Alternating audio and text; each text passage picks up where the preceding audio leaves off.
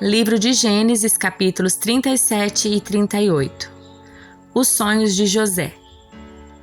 Jacó passou a morar na terra de Canaã, onde seu pai tinha vivido como estrangeiro. Este é o relato de Jacó e sua família. Quando José tinha 17 anos, cuidava dos rebanhos do seu pai.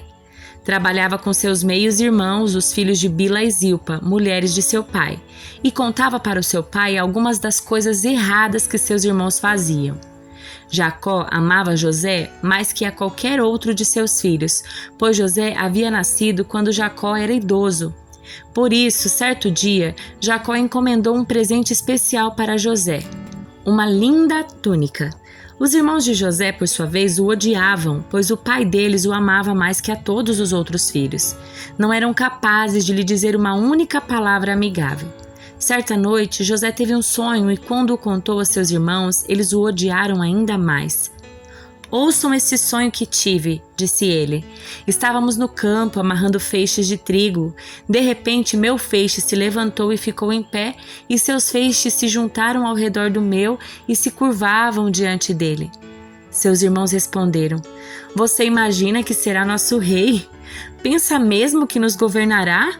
E o odiaram ainda mais por causa de seus sonhos e da maneira como os contava. Pouco tempo depois, José teve outro sonho e mais uma vez contou-o a seus irmãos. "Ouçam, tive outro sonho", disse ele. "O sol e a lua e 11 estrelas se curvavam diante de mim." Dessa vez contou o sonho não apenas aos irmãos, mas também ao pai, que o repreendeu dizendo: "Que sonho é esse? Por acaso eu, sua mãe e seus irmãos viremos e nos curvaremos até o chão diante de você?" Os irmãos de José ficaram com inveja dele, mas seu pai se perguntou qual seria o significado dos sonhos. Pouco depois, os irmãos de José levaram os rebanhos de seu pai para pastar junto de Siquém. Então Jacó disse a José: "Seus irmãos estão cuidando das ovelhas em Siquém. Apronte-se e eu o enviarei até eles." "Estou pronto para ir", respondeu José. "Vá ver como estão seus irmãos e os rebanhos", disse Jacó. "Traga-me notícias deles." Jacó o enviou, e José viajou de sua casa no vale de Hebrom até Siquém. Quando José chegou a Siquém, um homem da região notou que ele andava perdido pelos campos. "O que você está procurando?", perguntou o homem. "Estou procurando meus irmãos", respondeu José. "O senhor sabe onde eles estão cuidando dos rebanhos?" O homem lhe disse: "Sim, eles foram embora daqui, mas eu os ouvi dizer: 'Vamos a Dotã.'" Então José foi atrás de seus irmãos e os encontrou em Dotã. Quando os irmãos de José o viram, o reconheceram de longe. Antes que eles se aproximassem, planejaram uma forma de matá-lo. "Lá vem o sonhador", disseram uns aos outros. "Vamos matá-lo e jogá-lo numa dessas cisternas. Diremos a nosso pai: um animal selvagem o devorou. Então veremos o que será dos seus sonhos." Mas quando Rúben ouviu o plano, tratou de livrar José. "Não o matemos", disse ele. "Por que derramar sangue? Joguem-no nesta cisterna vazia aqui no deserto e não toquemos nele." Rúben planejava resgatar José e levá-lo de volta ao pai. Assim, quando José chegou, os irmãos lhe arrancaram a linda túnica que ele estava usando, o agarraram e jogaram na cisterna vazia, ou seja, sem água. Mais tarde, quando se sentaram para comer, viram ao longe uma caravana de camelos vindo em sua direção. Era um grupo de negociantes ismaelitas que transportavam especiarias, bálsamo e mirra de Gileade para o Egito. Judá disse a seus irmãos: "O que ganharemos se matarmos nosso irmão e encobrirmos o crime? Em vez de matá-lo, vamos vendê-lo aos negociantes ismaelitas. Afinal, ele é nosso irmão, sangue do nosso sangue." Seus irmãos concordaram. Então, quando os ismaelitas, que eram negociantes midianitas, se aproximaram, os irmãos de José o tiraram da cisterna e o venderam para eles por 20 peças de prata. E os negociantes o levaram para o Egito. Algum tempo depois, Rúben voltou para tirar José da cisterna. Quando descobriu que seu irmão não estava lá, rasgou as roupas. Voltou a seus irmãos e lamentou-se: "O menino sumiu, e agora o que farei?" Então os irmãos mataram um bode e mergulharam a túnica de José no sangue do animal. Enviaram a linda túnica para o pai com a seguinte mensagem: "Veja o que encontramos. Não é a túnica do seu filho?" O pai reconheceu de imediato e disse: sim, é a túnica de meu filho.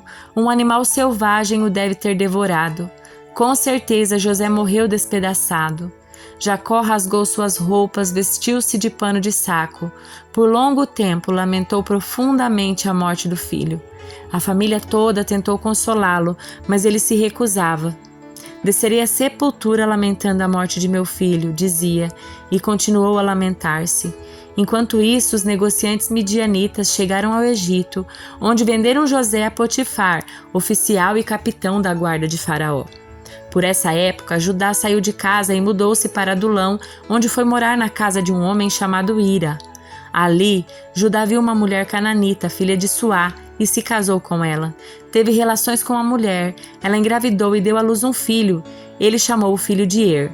Ela engravidou novamente e deu à luz outro filho, que chamou de Onã. Quando estavam morando em Quezibe, ela deu à luz o terceiro filho e o chamou de Selá. No devido tempo, Judá arranjou o casamento de Er, seu filho mais velho, com uma moça chamada Tamar. Mas Er era um homem perverso aos olhos do Senhor, por isso o Senhor lhe tirou a vida. Então Judá disse a Onã, irmão de Er: case-se com Tamar como é exigido para com a viúva do irmão. Você deve gerar um herdeiro para seu irmão. Onã, porém, não estava disposto a ter um filho que não seria seu herdeiro. Por isso, cada vez que tinha relações com a mulher de seu irmão, derramava o sêmen no chão. Desse modo, evitava que Tamar tivesse um filho que pertencia ao irmão dele. O Senhor, porém, considerou maldade a sua atitude e, por isso, também tirou a vida de Onã. Então Judá disse a sua nora Tamar: volte para a casa dos seus pais e permaneça viúva até que meu filho Selá tenha idade suficiente para se casar com você. Na verdade, Judá disse isso apenas porque temia que Selá também morresse, como seus dois irmãos. Assim Tamar voltou para a casa do pai. Alguns anos depois, a mulher de Judá morreu. Quando terminou o período de luto, Judá e seu amigo Ira, o adulamita, subiram a Timna para supervisionar a tosquia das ovelhas de Judá. Alguém disse a Tamar: seu sogro está subindo a Timna para tosquiar as ovelhas. Tamar sabia que Selá já era adulto, mas nenhuma providência havia sido tomada para que ela se casasse com ele. Por isso trocou suas roupas de viúva e, para disfarçar-se, cobriu com um véu seu rosto. Depois foi sentar-se junto à entrada da vila de Enaim, no caminho para Timna. Judá a viu e pensou que fosse uma prostituta, pois ela estava com o rosto coberto. Ele parou à beira da estrada e, sem saber que era sua própria nora, disse: quero me deitar com você. Quanto você me pagará para deitar-se comigo? Perguntou Tamar. Eu lhe mandarei um cabrito do meu rebanho, prometeu Judá. Mas o que me dá como garantia de que mandaria o cabrito? Perguntou ela. Que tipo de garantia você quer? Replicou ele. Ela disse: deixe comigo seu selo pessoal junto com o cordão dele e o cajado que você está segurando. Judá entregou os objetos. Depois teve relações com Tamar e ela engravidou. Em seguida, Tamar voltou para casa, tirou o véu, tornou a vestir as roupas de viúva como de costume. Mais tarde, Judá pediu que seu amigo Ira, o adulamita, levasse o cabrito para a mulher e pegasse de volta as coisas que ele havia deixado como garantia. Ira, porém, não conseguiu encontrá-la. Perguntou aos homens que moravam lá: onde posso encontrar a prostituta do templo que estava sentada junto à entrada de Enaim? Aqui nunca houve uma prostituta do templo, responderam eles. Então Ira voltou para onde Judá estava e lhe disse: não consegui encontrá-la em lugar algum, e os homens da vila disseram que lá nunca houve uma prostituta do templo. Que ela fique com as minhas coisas, disse Judá. Mandei o cabrito como tínhamos combinado, mas você não a encontrou. Se voltássemos para procurá-la, o povo da vila zombaria de nós. Uns 3 meses depois, disseram a Judá: sua nora, Tamar, se comportou como prostituta e por isso está grávida. Judá ordenou: tragam-no para fora e queimem-na. Quando a estavam tirando de casa para matá-la, ela enviou a seguinte mensagem a seu sogro: estou grávida do homem que é dono desses 3 objetos. Olhe com atenção. De quem são este selo, este cordão e este cajado? Judá os reconheceu de imediato e disse: ela é mais justa que eu, pois não tomei as providências para que ela se casasse com meu filho Selá. E Judá nunca mais teve relações com Tamar. Quando chegou a época de Tamar dar à luz, descobriu que teria gêmeos. Durante o trabalho de parto, um dos bebês pôs a mão para fora. A parteira segurou a mão do bebê, amarrou um fio vermelho no pulso e anunciou: este saiu primeiro. O bebê, porém, recolheu a mão e seu irmão saiu. Então a parteira disse: Como você conseguiu sair primeiro? Por isso ele recebeu o nome de Pérez. Logo depois, o bebê com o fio vermelho no pulso nasceu e recebeu o nome de Zerá. Salmos de número 10. Ó Senhor, por que permaneces distante? Por que te escondes em tempos de aflição? O perverso em sua arrogância persegue o pobre, que seja pego em suas próprias tramas. Pois conta vantagem dos seus desejos maus, elogia os gananciosos e amaldiçoa o Senhor. O perverso é orgulhoso demais para buscá-lo. Seus planos não levam em conta que Deus existe. No entanto, é bem-sucedido em tudo que faz. Não vê que teu castigo o aguarda e despreza todos os seus inimigos. Pensa, nenhum mal nos atingirá. Nunca teremos problemas. Sua boca é cheia de maldições, mentiras e ameaça. Em sua língua há violência e maldade. Fica de tocaia nos povoados à espera para matar inocentes. Está sempre à procura de vítimas indefesas. Como leão à espreita em seu esconderijo, aguarda para atacar os desamparados. Como caçador, ele os apanha e os arrasta dali. As vítimas indefesas são esmagadas, caem sob a força do perverso. O perverso diz consigo: Deus não se importa. Fechou os olhos e não vê o que faço. Levanta-te, Senhor. Castiga o perverso, ó Deus. Não te esqueças dos indefesos, porque o perverso continua a desprezar a Deus. Ele pensa: Deus jamais me pedirá contas. Tu, porém, vês o sofrimento e a angústia que ele causa. Observa-o e castiga-o. O indefeso confia em ti. Tu amparas o órfão. Quebra os braços dessa gente má e perversa. Pede contas de sua maldade até que nada mais reste. O Senhor é rei para todo sempre. As nações desaparecerão da sua terra. Tu, Senhor, conheces o desejo dos humildes. Ouvirás seu clamor e os confortarás. Farás justiça ao órfão e ao oprimido, para que nenhum simples mortal volte a lhes causar terror. Evangelho de Mateus, capítulo 19.